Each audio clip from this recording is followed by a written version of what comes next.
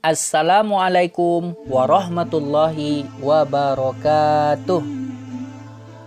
Kita ketahui Hizbut Tahrir bekerja siang malam menegakkan Islam kafah dalam bingkai daulah khilafah ala minhajin nubuwah.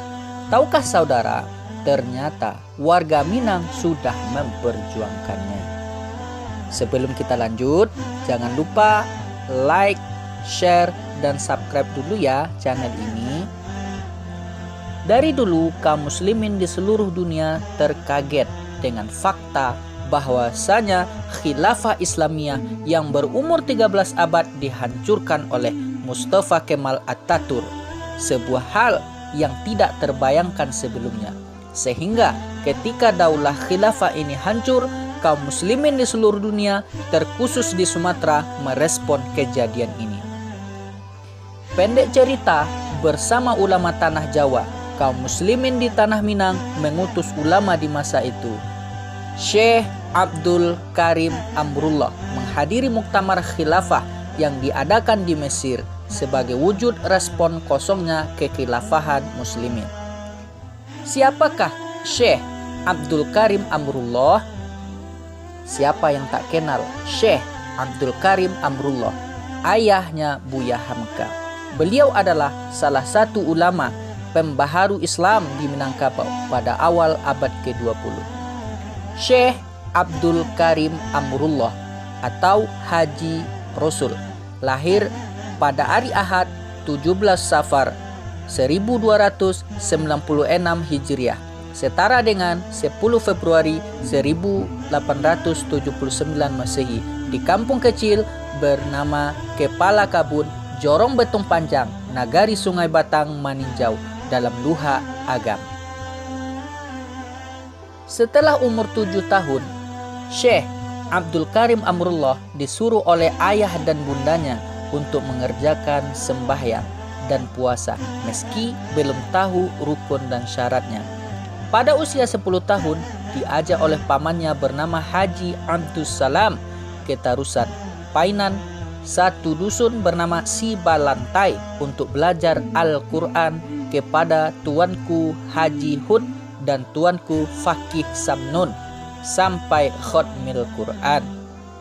Setelah 1 tahun di sana, beliau dibawa lagi ke Sungai Batang untuk belajar huruf Arab ke Adam, anak tuanku Sa'id. Pada usia 13 tahun, barulah Syekh Abdul Karim Amrullah belajar nahwu dan sorof kepada ayahnya sendiri. Selanjutnya, ayahnya Syekh Abdul Karim Amrullah membawa Syekh Abdul Karim Amrullah ke Sungai Rotan, Pariaman untuk belajar dan mengkhatamkan kitab Minhajut Thalibin karangan Imam Nawawi dan tafsir Jalalain kepada murid ayahnya sendiri bernama tuanku Sultan Muhammad Yusuf. Usia 16 tahun, ayahnya memutuskan untuk belajar ke tempat yang lebih jauh, yaitu Makkah Al-Mukarramah, dan berguru kepada teman ayahnya, ulama yang tidak asing lagi di kalangan ulama Minangkabau dan Indonesia, bahkan level dunia, yaitu Syekh Ahmad Khotib Al-Minangkabawi yang menjadi imam Masjidil Haram. Syekh Abdul Karim Amrullah belajar selama 7 tahun, juga menunaikan ibadah haji bersama teman-temannya, yaitu Syekh Muhammad Jamil Jambe, Syekh Tahir Jalaluddin ahli ilmu falak, Syekh Abdullah Ahmad. Selain itu, Syekh Abdul Karim Amrullah juga berguru kepada Syekh Umar Bejanet, Syekh Soleh Bafadol, Syekh Hamid Jeddah, Syekh Usman Sarawak, Syekh Sa'id Yaman, dan pernah belajar juga kepada kakek pendiri Hizbut Tahrir, yaitu Syekh Yusuf An-Nabani. Sesudah kokohnya kedudukan Mustafa Kemal Pasha di Anggora, pada tahun 1922 diusirnya Khalifah Wahiduddin yang bergelar Muhammad VI di Istanbul. Maka kaum muslimin saat itu tidak memiliki khalifah dan khilafah Islamiyah. Ulama Al-Azhar Mesir juga mengambil peran menaruh perhatian yang besar tentang persoalan khilafah ini. Lalu Perdana Menteri Sa'ad Zaghloul Pasha yang berasal dari Partai Rakyat menanyakan kepada Raja Fuad apakah dia mau menjabat pangkat suci itu. Lalu Sa'ad Zaghloul Pasha mempropagandakan kepadanya. Maka merespon hal ini, ulama-ulama Al-Azhar mengadakan Muktamar Khilafah Internasional menilik kemungkinan menegakkan khilafah, dan ketua Muktamar Khilafah itu adalah Syekh Hussein Wali. Seruan ulama Al-Azhar itu sampai ke dunia Islam dan diutuskan perwakilan ulama Nusantara. Utusan dari tanah Jawa adalah Mr. Cokro Aminoto, pimpinan besar Sentral Syariat Islam, dan Kiai Haji Mas Mansur, penganjur besar Muhammadiyah.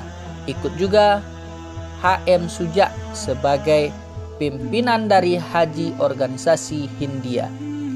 Sedangkan dari Persatuan Guru-Guru Agama Islam Sumatera Barat adalah Syekh Abdul Karim Amrullah dan Syekh Abdullah Ahmad. Untuk biaya keberangkatan mereka murni dibiayai oleh rakyat Minangkabau. Pada Muktamar Khilafah di Mesir, ayahnya Buya Hamka memberikan pidato yang monumental, yakni pidato penuh ketegasan dan tanggung jawab, penyampaian amanah dari muslimin di Nusantara, khususnya di Minangkabau, untuk kaum muslimin kembali menegakkan syariah dalam bingkai daulah khilafah Rasyidah ala minhajin nubuwah. Ketika dalam pertemuan Muktamar Khilafah ini, bangkitlah Syekh Abdul Karim Amrullah, ayahnya Buya Hamka, naik ke atas kursi meminta izin untuk bicara kepada ketua panitia. Perkataan Tuan Syekh amat penting, tetapi bukan di sini tempatnya, harus dibicarakan. Ini bukanlah majelis muzakarah urusan hukum-hukum fikih, apalagi kami yang hadir semua ini adalah utusan. Yang mengutus kami tidak akan sia-sia mengutus kalau mereka tidak tahu betapa kesanggupan kami. Sebab itu saya berharap pembicaraan Tuan Syekh dihentikan. Hingga itu dan terus kita musyawarahkan, adakah kemungkinan di zaman sekarang menegakkan khilafah kembali atau belum masanya. Demikianlah kisah perjuangan rakyat dan ulama Minang memperjuangkan kesatuan umat Islam seluruh dunia.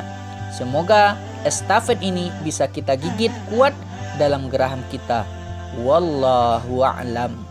Assalamualaikum warahmatullahi wabarakatuh.